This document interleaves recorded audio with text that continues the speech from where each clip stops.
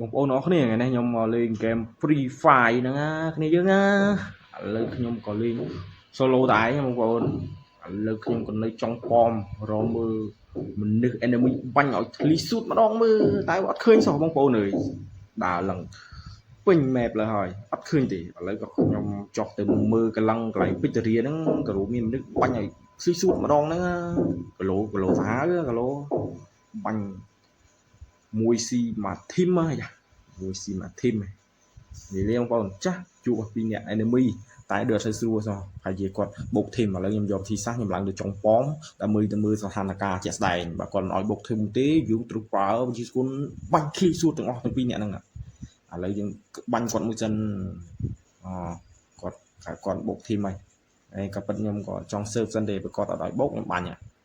តែឥឡូវខ្ញុំអត់ចង់បាញ់គាត់ទេខ្ញុំចង់គាត់រត់ចូលមកខ្ញុំក៏សុំគាត់បុកធីមដែរឥឡូវខ្ញុំបុកធីមតែគាត់ម្នាក់ទៀតអត់ដឹងបែរជាគាត់មើលទៅអត់ឃើញបាញ់ខ្ញុំ100ចង់ឃ្លីស៊ូតឥឡូវខ្ញុំដាក់ទៅកុំសិនអូយបុកមកទៀតឥឡូវគាត់ដឹងដែរនេះគាត់ដឹងថាខ្ញុំនេះដែរគាត់ដឹងថាខ្ញុំបុកធីមដែរបាញ់ខ្ញុំដាច់បាត់ហើយហ្នឹងឥឡូវខ្ញុំចុះទៅម្ដងទៀតហើយម្ដងនេះគាត់ឲ្យបុកធីមដែរកម្រជួបងប្អូនឲ្យលេងកម្រជួបអ្នកបុកធីមអញ្ចឹងខ្ញុំចង់បុកធីមម្ដងមើលតើវាទៅជាតិយ៉ាងម៉េចតើគេបានយើងអត់ឥឡូវខ្ញុំចោះទៅកន្លែងបាញ់មើលស៊ីសក់ខ្ញុំមិញគ្នាគាត់ពីរនាក់នៅក្រោមហ្នឹងនៅកន្លែងដដែលហ្នឹងកំពុងជួប enemy បាញ់ហុយផ្សែងឥឡូវខ្ញុំស៊ីសក់ខ្ញុំសិននេះស៊ីសក់ហើយនៅមុខបាំងតកមកសិនគ្រូគាត់ថាគេទៀតបាញ់ខ្ញុំទៀតហើយខ្ញុំរើសលើខ្ញុំសិន